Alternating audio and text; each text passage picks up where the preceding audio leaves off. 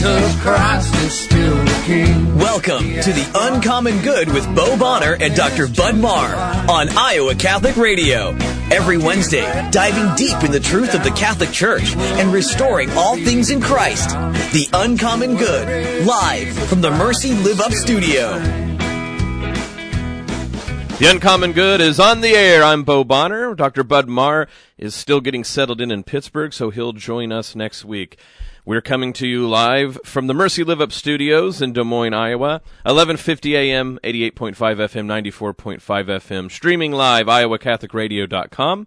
And then if you have the Iowa Catholic Radio app from Blessman Ministries and the People's Abstract Company, you can listen to us nearly anywhere. Like I said, it's just me today in the studio, but it's great to be back. I know last time we talked a few weeks ago, I was going for surgery. I'm not any skinnier. I couldn't ask the doc to shed off a few pounds, but my stomach muscles are no longer poking around where they're not supposed to be. Because of the miracle of modern medicine, I no longer have to worry about a hernia. So I'm not allowed to lift anything. Like I saw Deacon Tony lifting something, and I just had to look and shake my head. And I think I critiqued you were using your back, and you're not supposed to do that, Deacon Tony.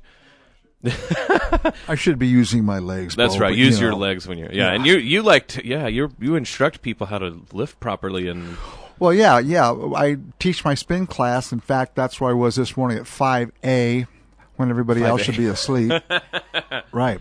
People said there's 2 5 o'clocks in the day. That's right. You have the hidden 5 o'clock. Yeah. So I had them spinning and grinning this morning. Well, that's why I wasn't at spin class, because the doctor said no. Also, I've never been. Yeah. Also, it's never happened. I want that prescription, too, because I'm getting too old for this spin in the morning. That sounds good. Well, as always, we're brought to you underwritten by Mercy College of Health Sciences. And one of the events that we want you all to be aware of coming up, it's our Faith and Healing speaker series. This is the 5th year. I'm bad at math. Bud's the math guy, and he's gone. He's bad at math, too. We're really bad at math. Any rate, either the 4th or 5th year, I should really look that up. But we have it, our start for the year, Mercy Week, where the Sisters of Mercy are founded, Servant of God, Catherine Macaulay's birthday, is later in September. So on Thursday, September 21st, we will have our first Faith and Healing speaker series. So, like last year, same sort of setup. Open to the public, free parking. We have hors d'oeuvres. It will be at 6 o'clock in the Sullivan Center. That's our nice new building. So, remember, Mercy College is south of 235. It's not anywhere attached to the hospital. Same general area, but we're south of 235. So that's September 21st. That's Thursday, 6 p.m. We have Dr. Adam DeVille, a friend of mine, who's going to be talking about a very interesting subject. He's going to be talking about Christian interactions with Sigmund Freud. Now, the idea, of course, is we have these modern giants from like Freud, Marx, Nietzsche, that obviously had things to say critical about Christianity. But Dr. Adam DeVille is going to show us how we engage with our opponents in a worthwhile way that not only strengthens our arguments against Freud, so to speak, but also strengthens our understanding as well. So it's called Alter Egos in Dialogue. So again, one more time, September 21st, Thursday, 6 p.m., free to the public, hors d'oeuvres, you should come. Also, as always, brought to you by Cartridge World. Cartridge World, an industry leader delivering high-performance printing products that help you save time, money, and print great. Perfect for business, home offices, college students, or busy moms trying to find affordable printing supplies, including ink, toner, paper, or printers. Business customers have pickup and delivery options as available as well. And the products are all guaranteed for full replacement. Cartridge World, your low-cost, environmentally friendly printing experts at 801 73rd Street in Windsor Heights, 515-564-7400, and online at cartridgeworld.com. Well, like I said, Bud isn't going to be able to make it this week. He's in Pittsburgh, so we're going to go even further across the globe to talk to our first guest today, Dr. Brian Sudlow, a friend of mine from way back. He's actually a professor over in Aston University in Birmingham, not Alabama, Birmingham in the UK, the Isle across the sea. He's a lecturer in French and Translation Studies and a director of undergraduate programs. And as they spell that in Britain, Programmes, so it's even more special. No, but Brian Sudlow,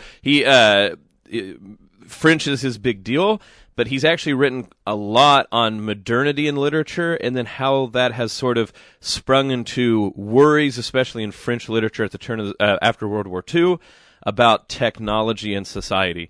So we're going to talk about technology, society, modernity, and how those things interact when we talk about the common good. And he has a book that he's working on that has very many interesting things to say. So that's what we're going to talk about when we come back. So stick around. We'll be back in a minute. The Uncommon Good with Bo Bonner today. We'll see you in a bit. Thank you, Farm Bureau Agent Cindy Schulte, for underwriting Catholic Women Now. As an authorized independent agent, Cindy's team can provide health insurance options from Wellmark Blue Cross Blue Shield of Iowa. Cindy Schulte at 1315 50th Street in West Des Moines, or on the web at cindyschulte.com. 515-226-2111. Cindy and her team know health insurance. Wellmark Blue Cross Blue Shield of Iowa is an independent licensee of the Blue Cross Blue Shield Association. Products available at Farm Bureau Financial Services. Here is your forecast on Iowa Catholic Radio. This large area of high pressure sticking around, so dry weather in the forecast for the rest of the week with a gradual warming trend. Beautiful weather today, plenty of sun, the high from the low to middle 70s. Mainly clear for the overnight, a low near 50, and abundant sunshine for tomorrow, the high upper 70s. Sunny and warmer, 85 on Friday. The weather is brought to you by Divine Treasure, celebrating 25 years of service to the greater Des Moines community. I'm meteorologist Jennifer Naramore on Iowa Catholic Radio. Support for the Uncommon Good is provided by Cartridge World. Cartridge World is an industry leader delivering high-performance printing products that help you save time, money, and print great. Perfect for businesses, home offices, college students, or busy moms trying to find affordable printing supplies including ink, toner, paper, or printers. For business customers, pickup and delivery are available. Products are guaranteed or full replacement. Cartridge World, your low-cost, environmentally friendly printing experts, 801 73rd Street in Windsor Heights, 515-564-7400, and online at cartridgeworld.com. Are you ready for this? Iowa Catholic Radio and Divine Treasures is proud to bring you a brand new local weather and storm report 24/7 around the clock. The Storm Report is a customized local weather service dedicated to providing you daily forecasts, live morning show interaction, and severe weather coverage just for you. Rain, shine, or snow, we got you covered no matter where you go. Sponsored by Divine Treasures, your Catholic book and gift store. Located at 5701 Hickman Road in Des Moines. 515-255.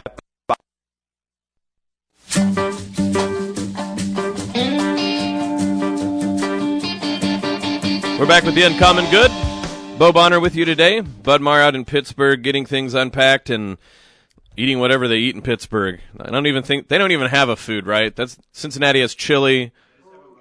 Hoagies. Okay, that's fine. That makes sense. All right, eating a hoagie. But for today, we have Dr. Brian Sudlow, lecturer of French with Translation Studies, director of undergraduate programs, Aston University in Birmingham, UK. Longtime friend. Brian, I'm glad to have you on the show. How are you doing today? I'm very well, but thank you very much indeed. Thanks for having me on. It's an honor to get to have you on to talk about all these things, and like I threw out to the audience that we're going to be talking about technology and maybe even technological pessimism. That starts to be one of the areas that you study. The first thing, though, that I think someone's going to throw out is the only reason we're friends is because technology. I have never met you, and I only talk to you through all these devices. So what gives Bo and Brian? How do we navigate that sort of idea? Well, technology is a two-edged sword, and it has on the one side all the advantages that we look for, that we've benefited from, Bo, that we're benefiting from even now as I'm talking to you from across the Atlantic. But there is always the other side of that blade. There's the sharp, jagged, unintended side, if you like, the unintended consequences. And no technology is free of unintended consequences, and that's the real heart of the issue, I think. So on that idea of unintended consequences, maybe to make it a bit more concrete, if we take a technology like the clock, which we're all completely used to, and you know, it's like breathing air for us to have clocks and measure time. Is there a way in which the measurement of time, for instance, would be a good example about the unintended consequences of something as benign seeming as measuring time? Yeah, well, I think the clock is a really good example, actually, because certain cultures are still, let's say, in a kind of an ambiguous relationship with the clock. If you go to Italy, for example, you might be asked or invited to an interview in the afternoon or in the morning, and a more precise Anglo-Saxon like you or me might say, well, do you mean early morning? Do you mean later on, and so on? But that's because in our cultures we're much more sensitive to these things. We have sort of forgotten the roots of that precision. But some people might trace it back to, say, the early 20th century, where strict timekeeping within factories became a huge issue, for industry and things like this. So we're much more sensitive to these things in our cultures, so I think there's the difference there is that time is seen on the one hand from the point of view of kind of savoir vivre, what the French would call savoir vivre, how to enjoy your time and appreciate it and so on. On the other hand, with the precise clock keeping, time is much more seen as a source that's going to be exploited. And once you're into that category of exploiting everything, using everything to its maximum, then you're on the road, I think, to a kind of utilitarian thing. And I think there's the difference between the two sides. Well, I actually think you bringing this up about the conception of time, maybe the sort of ways in which the metaphors of time direct our lives, begin to answer this next question. Because I think some people would go, why would someone interested in French studies and literature, the first book you wrote was really about literary modernism, how do they end up talking about technology and especially the reception of technology, the French exception of technology in a certain time period? But I think that starts to go why it would interest someone like you so much is if you talk about literature, we act like, literary things, it's this, wispy, ephemeral ideas about metaphors and stuff like this. But there's something about the metaphors that guide our daily life, and technology, whether it's time management with a clock to just, the nuclear bomb and when its role in current geopolitics. There's a way in which technology performs an almost literary power in our lives about how we talk about everyday elements of how we live. Sure. Well, I think you're quite right. Let's put aside straight away the idea that literature is simply some sort of enclosed playground for the imagination. All cultures throughout history have told themselves tales of one sort or another, but in telling themselves those tales, they've been trying to understand all kinds of things. They've been trying to understand God, life, love, relationships, and so on. And so that literary mode of approaching things isn't. It might, if you like, have a soft edge. It might not have the the live simplicity of some mathematical equation. But it's another way of embedding our knowledge about the world and the horizons that we think exist for us. So now my book about Catholic literature in France and England actually took literature in a sort of a broad sense. So it was about poetry and prose and novels and novellas and so on, but I also included polemical writing and some journalism and so on, because, of course, many of the writers I was talking about, and just to give some concrete examples, G.K. Chesterton, and on the French side, Charles Péguy, these are writers who moved between journalism, poetry, essays, fiction very, very easily, you see, demonstrating the sort of thing that I'm saying about literature not being, an enclave.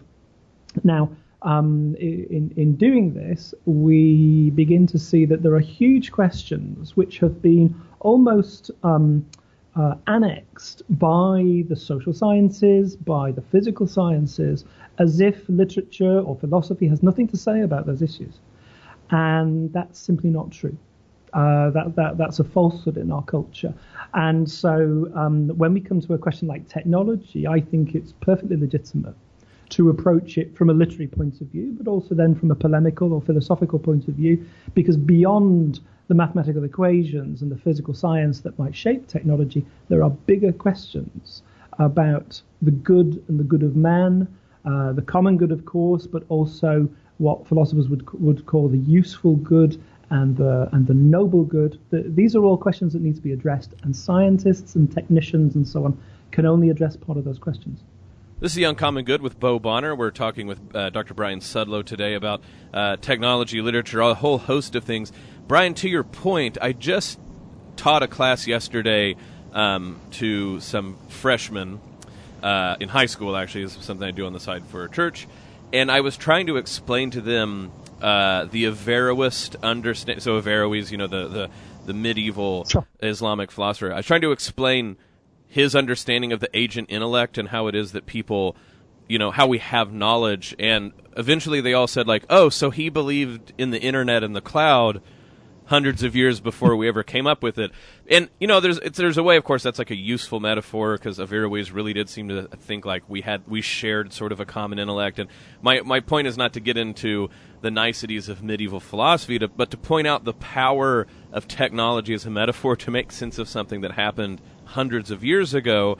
And that's just a small demonstration about the reason that technology is just not the province of technicians is because with everything we add to our arsenal of being human, it does shape every moment forward about how we're going to live differently. It's not, so to speak, a one-time event that you put a wrench in a humanoid's hands. Once we have the wrench, the world is now different subsequent to that. Well, that's right, and that's really getting at what I think is the second big problematic with technology, which is that technologies are not just mechanical or electronic, but they also concern ways of thinking, ways of organizing society, even ways of organizing our own lives. Sort of technologies of the self, if you like.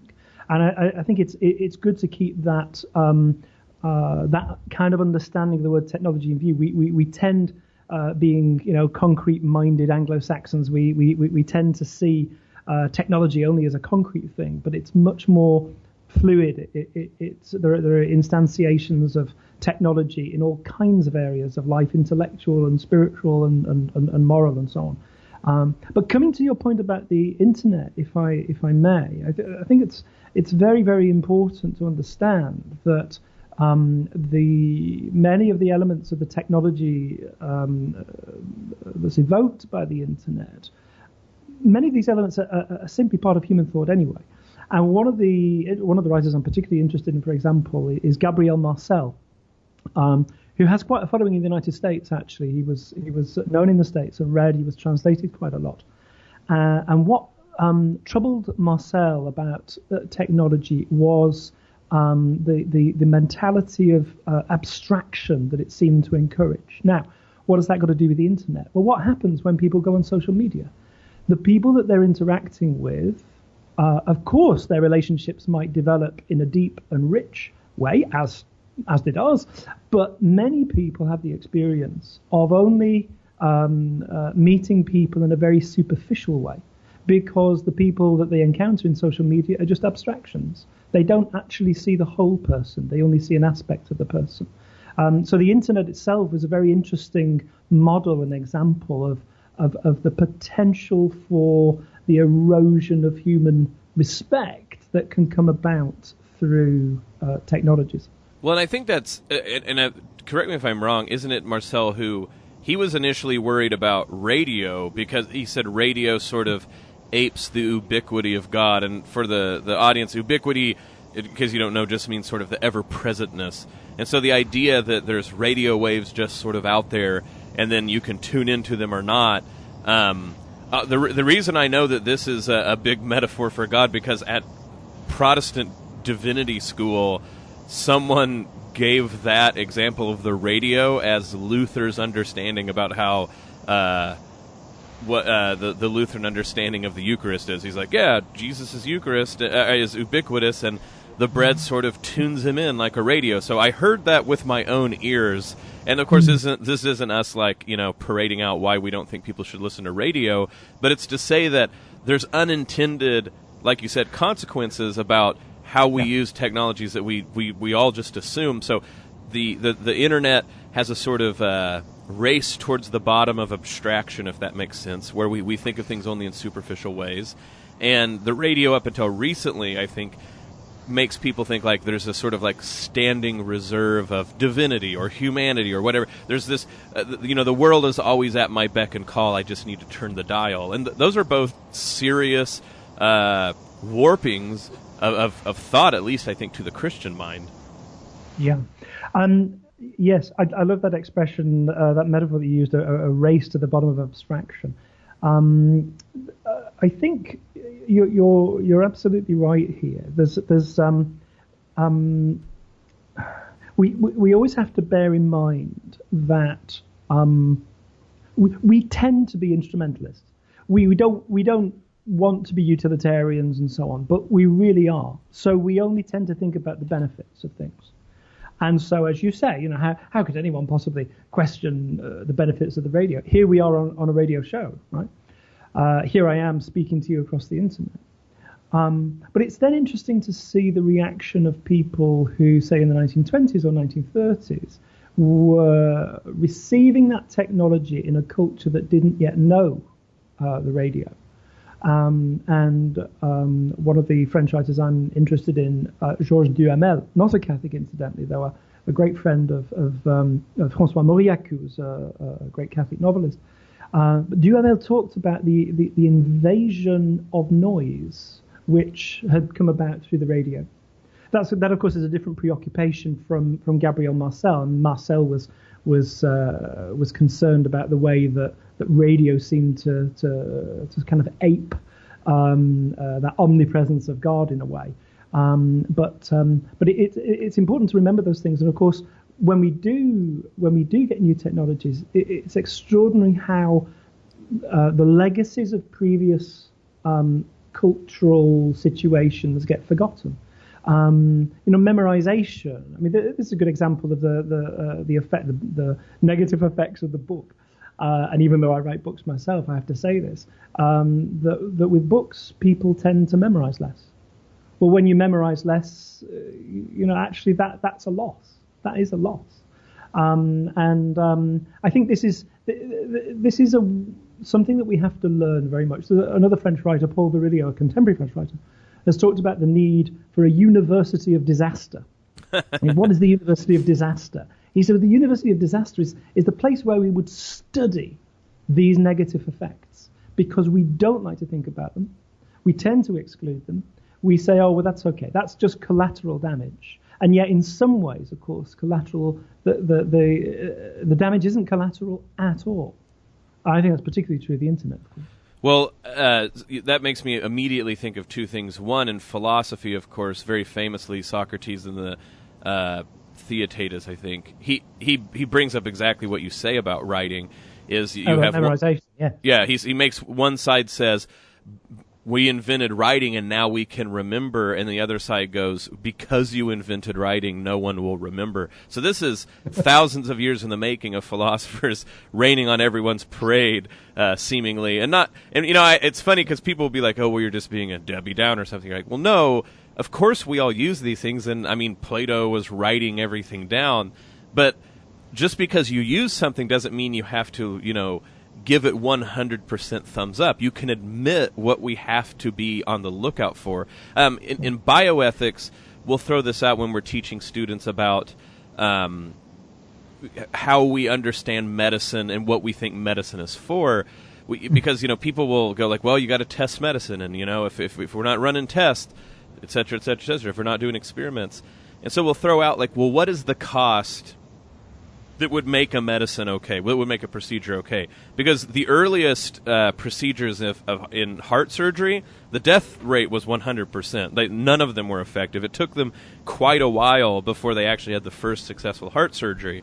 And so we throw it out in a more mundane way. We go, people die every year driving cars. And it's clear that there are deaths specifically because there are cars. Now, there's all sorts of things, all sorts of benefits from having vehicles. But vehicular death is obviously something that happens because of vehicles. And so we ask them, and we want them to write down a number. How many deaths from cars is too much where you would stop using a car? and they're flabbergasted. They've never thought of, would there ever be an amount of vehicular deaths that would make us stop using cars? Because for them, it's almost like a question you can't broach. And I think that's the problem, right? Yeah, absolutely. And can I just add another notion in the mix here, Bo, which is that of invisibility, because there are the visible deaths by cars. These are the deaths by cars through road traffic accidents and so on.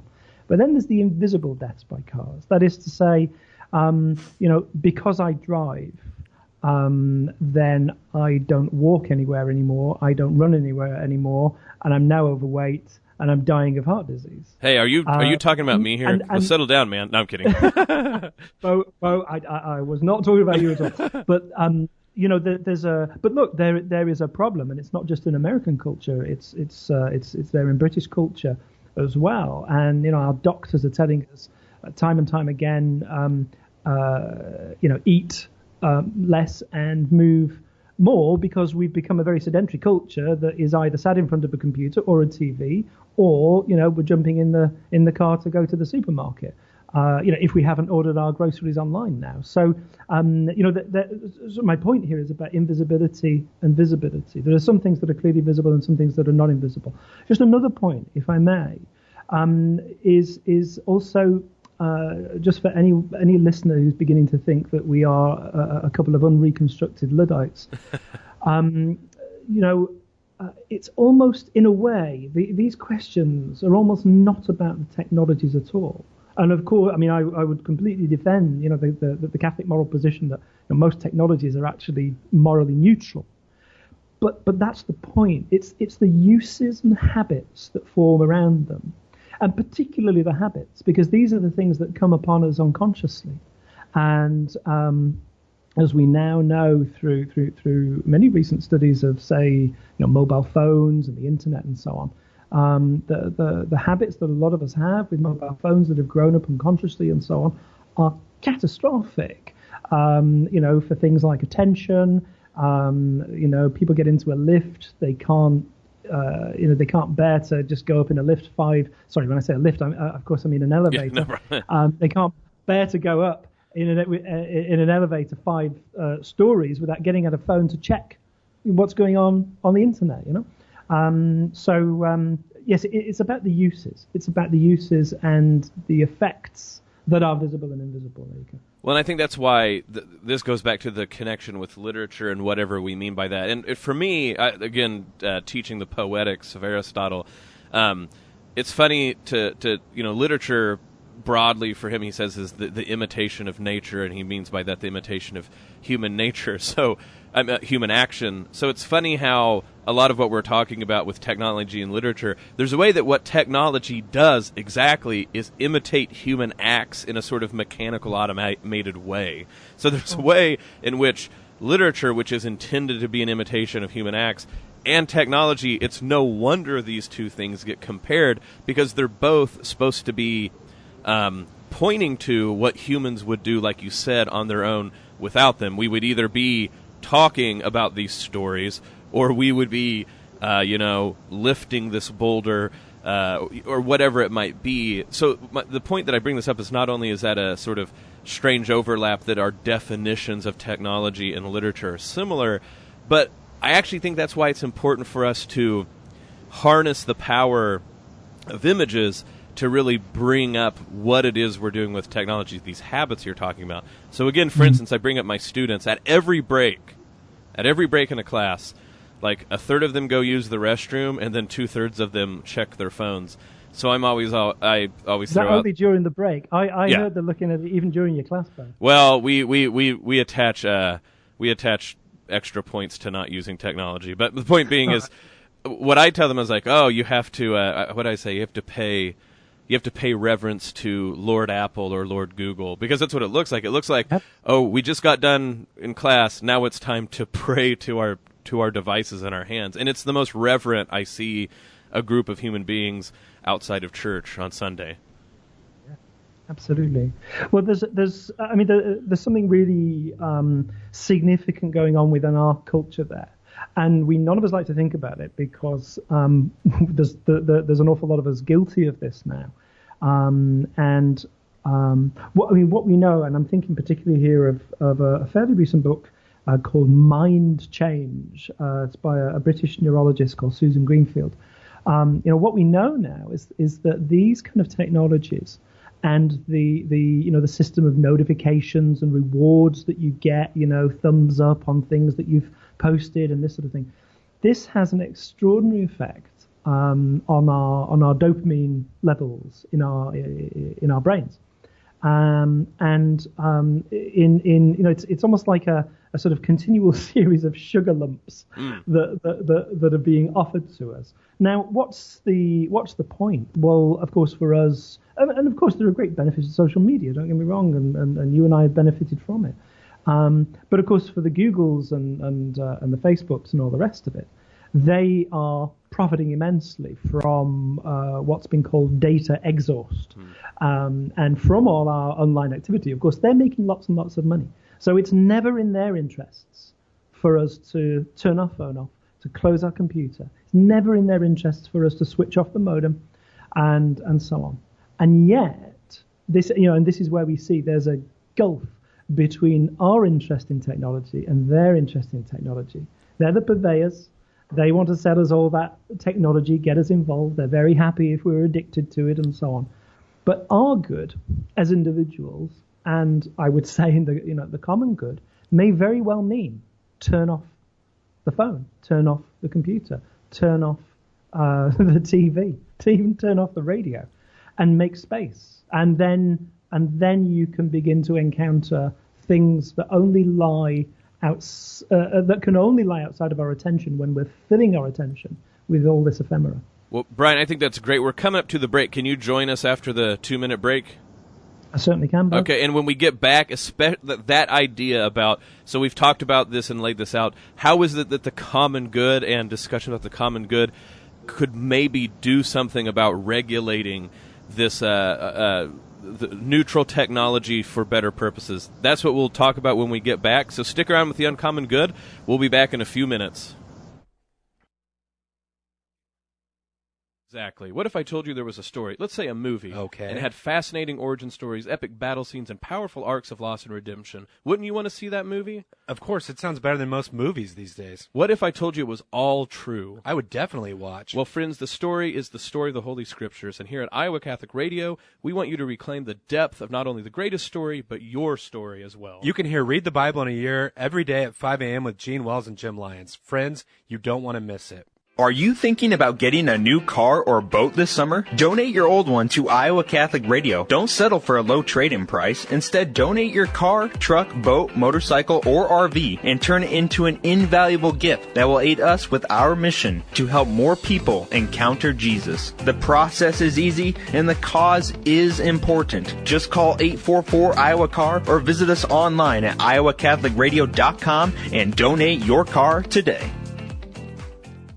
Support for the Uncommon Good is provided by Cartridge World. Cartridge World is an industry leader delivering high-performance printing products that help you save time, money, and print great. Perfect for businesses, home offices, college students, or busy moms trying to find affordable printing supplies including ink, toner, paper, or printers. For business customers, pickup and delivery are available. Products are guaranteed or full replacement. Cartridge World, your low-cost, environmentally friendly printing experts, 801 73rd Street in Windsor Heights, 515-564-7400, and online at cartridgeworld.com. Are you ready for this? Iowa Catholic Radio and Divine Treasures is proud to bring you a brand new local weather and storm report 24/7 around the clock. The Storm Report is a customized local weather service dedicated to providing you daily forecasts, live morning show interaction, and severe weather coverage just for you. Rain, shine, or snow, we got you covered no matter where you go. Sponsored by Divine Treasures, your Catholic book and gift store, located at 5701 Hickman Road in Des Moines, 515-255-5230, or online at divinetreasures.net. We're back with the Uncommon Good. Bo Bonner, Dr. Bud Marr is off eating hoagies in Pittsburgh. Today, who we have with us is Brian Sudlow, lecturer of French and Translation Studies and director of undergraduate programs at Aston University in Birmingham in the United Kingdom. We are talking about technology, all of its many sort of many-edged swords. We said two-edged sword, but maybe it's even more edges than that. And we were going to talk about technology and maybe how the idea of the common good can guide the sort of perilous valley that we're walking through. So, Brian, like you said, anytime you get into conversations like we're having, it's easy to dismiss people like you and I as either being Luddites or ungrateful, being that we're on the radio using the internet. But there's a way in which what we want to talk about is the cost of all of this. And it's one thing to talk about the cost per person, right? Because some people are frankly doing okay with their phones. Other people are addicted. And when we do that, we fall into almost like a medical model, right? Like maybe you have a problem, but if you don't, no big deal. But I think what you are trying to push is, unless we talk about this at a societal level with the idea of the common good in mind, we're not going to figure the trick out, as it were, that's wrong with all this. Of course, I mean the problem of the common good is intractable. Really, it's very, very difficult to solve it when there are so many vested interests. And in this, I suppose I am something of a technological anarchist, in that I despair of seeing any common action that's society-wide that is prepared to do anything about where we are. But of course, in another way, thinking that we can construct the common good like a technician constructs a machine would be to fall into a purely technological error, wouldn't it? No, and that's perfectly. That's a great point, because the question starts to be, who's going? Like, what are we going to do? Regulate this? Is this going to be like the government putting out quotas? I mean, what do we even mean? Exactly, and so I think that speaking from the Catholic perspective, the answer to the kinds of dilemmas that we were just mentioning before, and of course there are lots more that we could speak about. The Catholic answer is always going to start with charity and with love, and that is obviously love of God, but then love of man and love of what makes life good for man, what makes life good for the human being. And in that sense, I think once you set up that criterion, then you can begin to audit what's going on around you, and as an individual, or as a family, as a parent, as someone who's responsible for others, even a teacher, you can begin to help others ask questions about whether the way in which they're using technology is actually for the good of the human being. Let me give you one really clear example here, and I'll start with first of all with something that would have happened years and years ago. Once upon a time, cities got so huge, and they still are huge, and so concreted over and all the rest of it, that these poor little city children never saw the country and never saw living animals. The only animals they knew were in the butcher. And so some bright spark came up with the idea of the city zoo. And so people started, I don't know when the city zoo movement started, but it's been here in the UK, and I'm sure in the US for decades. And so people imported farm animals to the city, and people could, children could go along and, gaze through the railings at these cows and chickens and so on. And they had a kind of spectator relationship with the sorts of realities which once upon a time would have been perfectly normal and natural and almost universal. Even largest cities, say going back 500 years ago, would have been very familiar with these sorts of things, but not so much now. Now, of course, the danger. Let's come forward to the present day now. The danger is that some of the cultural practices which we still remember, are almost on the point of becoming like city zoos. So, how many, and your listeners can ask yourselves these questions, how many family meals tonight will take place with teenagers sat around a table with parents, and the teenagers have all got their heads in their phones? Or indeed, maybe the parents have all got their heads in their phones. All of a sudden you're looking at a scenario where the good of man, that is to say sociability, hospitality, exchange, conversation, dialogue, all these things are getting abstracted and sucked onto social media and the internet and so on. But all of a sudden, they're not happening between people in the same room. Yeah, that's sorry, great. I beg No, your go pardon. ahead. Yes, I mean, sometimes just for fun, I will text my wife when she's sat at the end of the sofa, but I'll only do it for fun. But there's an absurdity, in that situation on the one hand, we still maintain the cultural value. We're still in contact with that cultural value of, say, the family meal, and yet we can see it shaken all around us by this all-powerful, apparently neutral technology, of the mobile device.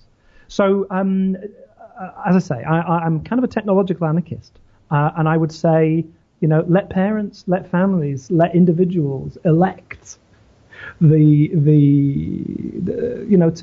try to rediscover some of these things. And of course, sometimes things don't become apparent until you close the technology down. And when you close the technology down, when you turn it off, then you begin to see the things you'd forgotten about. This is The Uncommon Good with Bo Bonner, and we're speaking with Dr. Brian Sudlow about technology and how we deal with it as a community.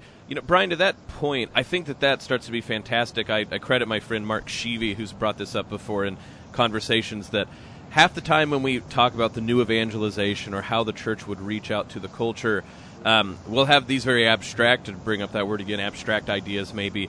But what we won't do is say, like, hey, you don't need to get Botox at 38 so that you can get your next raise at 40. Or, hey, the rat race, you weren't made for the rat race. It's okay to not. There's all these simple things we could say that, because we have a different idea about what is humane and good, that the church could throw that out and maybe make more inroads being honest about that than maybe acting like we're going to, hit these big abstract chords, so to speak, that we think resonate people but really don't. And I wonder if technology sometimes is exactly the thing.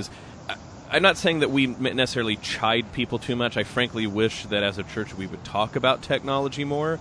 But I think that what you're getting at is that we can have a positive message about being different from the culture, and it not being like, you naughty children, put down your phones, but it's like, hey, do you actually want to know what freedom actually feels like? You need to regard technology in a different way. Of course. Look, we're still in a generation where the idea of family conversation at a meal seems like a good thing, but who knows? In 2 or 3 generations, that might not be the case. It might begin to look like a really bizarre and exotic thing. And I'm sure to some young people it does seem bizarre and exotic. But of course, that's another problem which I don't want to go down. But teenagerhood is kind of an invention. We think it's something natural and normal. It's not. It's a cultural invention and construction. You could do another program on the Uncommon Good about that itself. Yes, I think. Another thing that we have to be aware of, and here thinking about, say, the level of the church and so on, is that because we've now been steeped in not only technologies, but what I would call techno-rationalities, the ways of thinking that get shaped by seeing machines around us all the time. We tend to think even about important things, even about spiritual, theological things. We tend to think about them like technicians. Mm-hmm. We tend to think that the new evangelization, has to have this big systematization and so on. I'm not convinced that's right. And in fact, I think we've got really good examples of where that sort of technologized spirit has sometimes overtaken Catholic initiatives, much to the detriment of the Catholic mission. Because things become administered, things become official. And then, when that machine goes wrong, then the people down below aren't necessarily served as they should be. Yeah, that just made me think of a term that is the scariest term I've ever thought of in my life. I'm going to throw it out to you and hear if you audibly gasp. It's basically mechanized bureaucratic Jansenism, which sounds like the worst thing that could have ever happened on Earth. And just for people at home, the Jansenists were the people who really. I mean, I'd have to say that so this is this is the 1400s roughly, and it goes on for a while. 1600s, excuse me. Excuse me. But there really is a way. I mean, some people say, well, it's sort of like Calvinism and a Catholic key.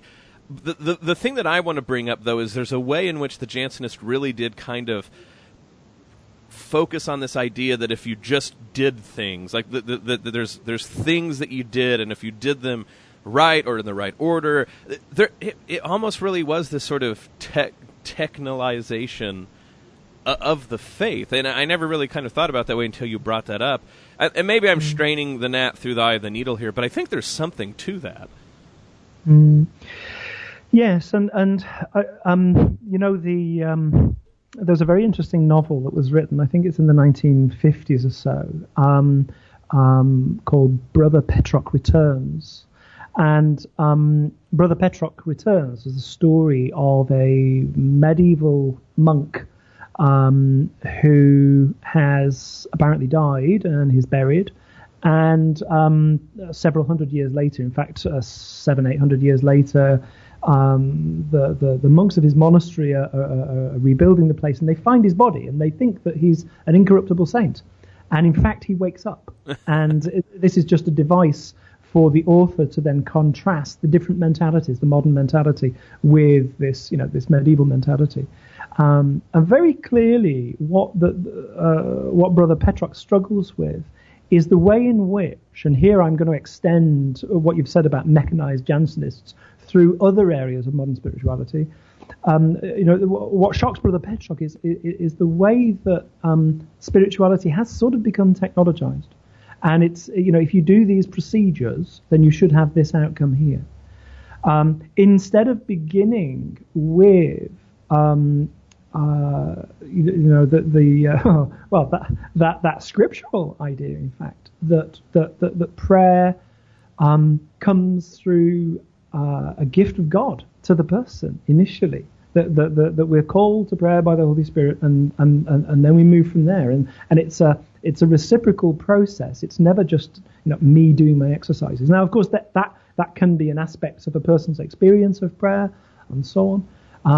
But of course, once you technologize spirituality, once you reduce spirituality down to a system, then in a way you've kind of excluded God from the picture. You've excluded God from the relationship in an odd sort of way. It's a way of trying to take control of things, which is spiritually, I think, very unhealthy. Well, and I think this goes back to something else that I really want to make sure, and I know that you're not saying this, make sure this is very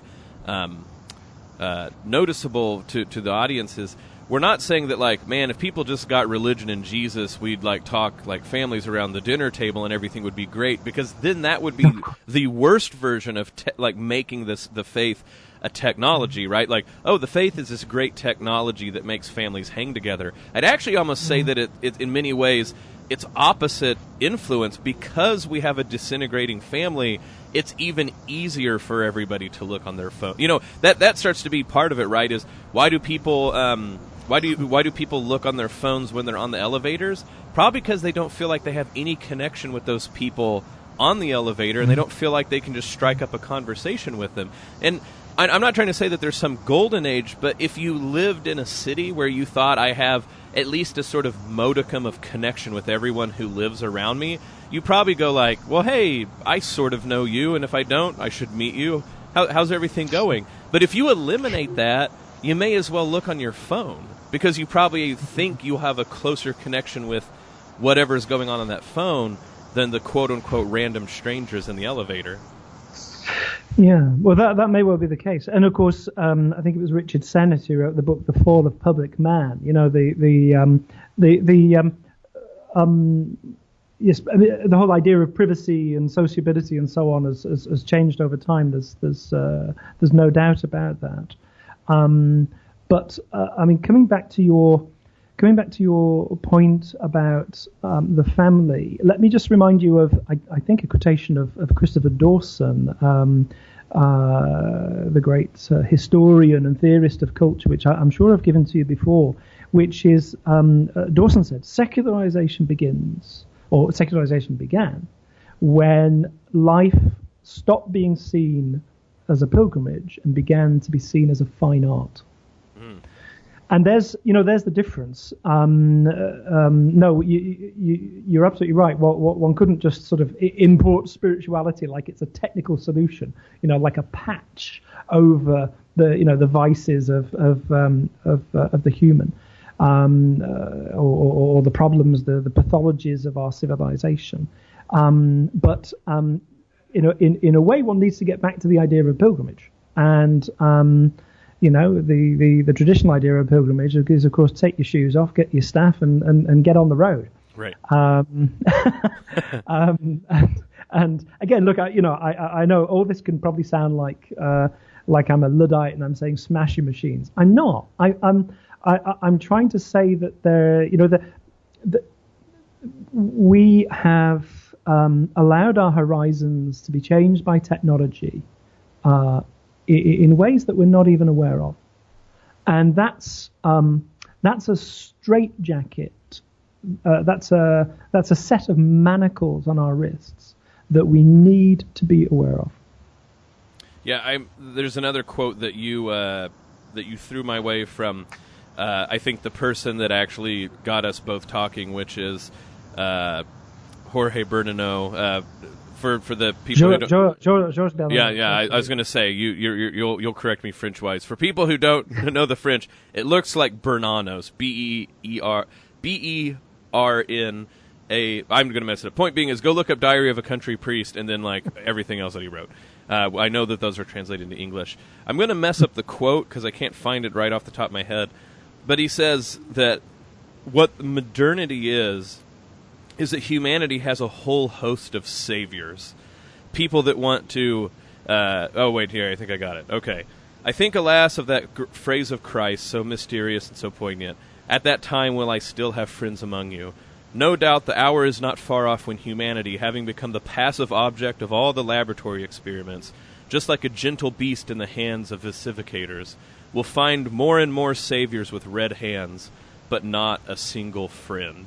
And I think that that's the problem in a nutshell, is when we go away from pilgrimage and then, like you said, make it a fine art, then people start to say, and you see this as the progression goes, right?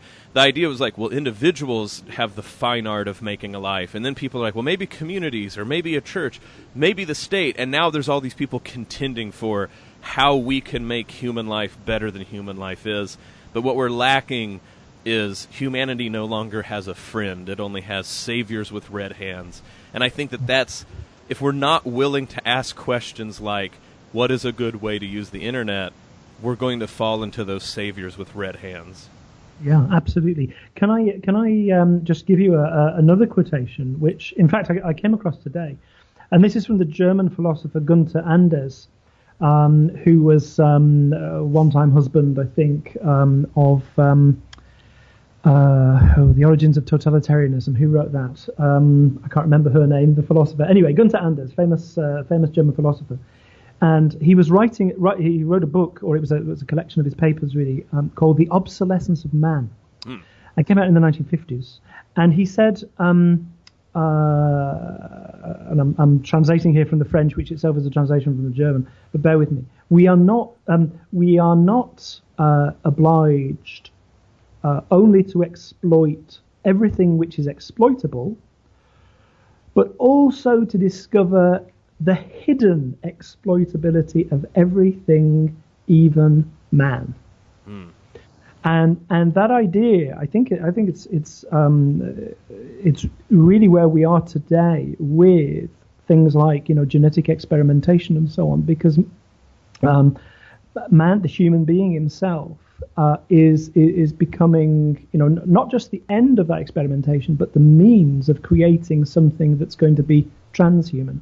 Well, I don't mean to end on such a downer note, but I think that's a good warning for everything that we've talked about. And Brian, it's been fantastic. It's been an honor to speak with you about this. Dr. Brian Sudlow, lecturer of French with Translation Studies, director of undergraduate programs at Aston University. And as he mentioned, he has books and essays out. If you put in Brian Sudlow, last name Sudlow, you might be able to find those things. Brian, thank you so much for being on the show. It's been a pleasure. Bo, it's been a delight. Thank you very much. Well, folks, that was we really talked up to the last moment because that's just been some fascinating stuff. I'm so glad that technology, like I said, neutral. We're not bashing it. Technology allows us to talk to people across the pond. But what a fantastic thing, and I hope that those sort of ruminations stick with you guys for a while. As always, we want to make an appeal. We think of Iowa Catholic Radio not just as a consumeristic choice. We think of it as a family that is doing the work of the Lord. So if you feel so moved to be a part of this family, please make sure to we make this appeal for you for your support. Not everybody has a face for radio like I do, har har har, but everybody can be a part of it. So if you'd like to remember us and send us support, we would love that. You can send it to our studios. Make sure to tune in for things like Bible in a Year at 5 a.m. Every morning, the Rosary at 9:30. And folks, like I said, thanking Mercy College Cartridge World for underwriting our show. Remember that at Mercy College, coming up September 21st at 6 p.m. at the Sullivan Center, we have our first Faith and Healing series with Dr. Adam DeVille, Alter Egos in Dialogue. This has been The Uncommon Good. Like I said, we will hopefully get Bud back with us next week. It sounds like they got moved out there okay and they traveled well. Our prayers really do go out not only for them, but especially for people who've been affected by Hurricane Harvey, people affected by all of the wildfires. I mean, the other day the sky was lit up orange because of wildfires many miles away. But then especially for people in the path of Hurricane Irma, which really seems like a nasty storm. We hope everybody stays safe, and we ask Our Lady to watch over her children in the path of that storm. This has been The Uncommon Good. May Jesus Christ, the Prince of Peace, reign in our hearts, in our families, in our city, in our state, in our country, in the entire world. This is The Uncommon Good. We'll join you next week. God bless, everybody.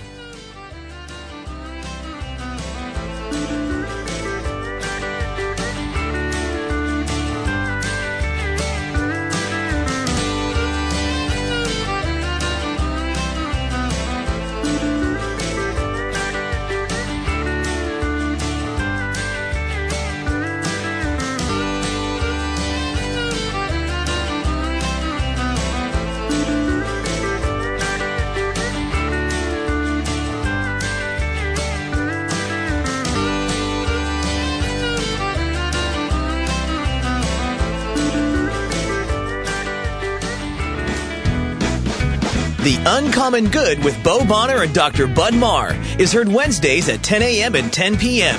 on Iowa Catholic Radio and on the official Iowa Catholic Radio app.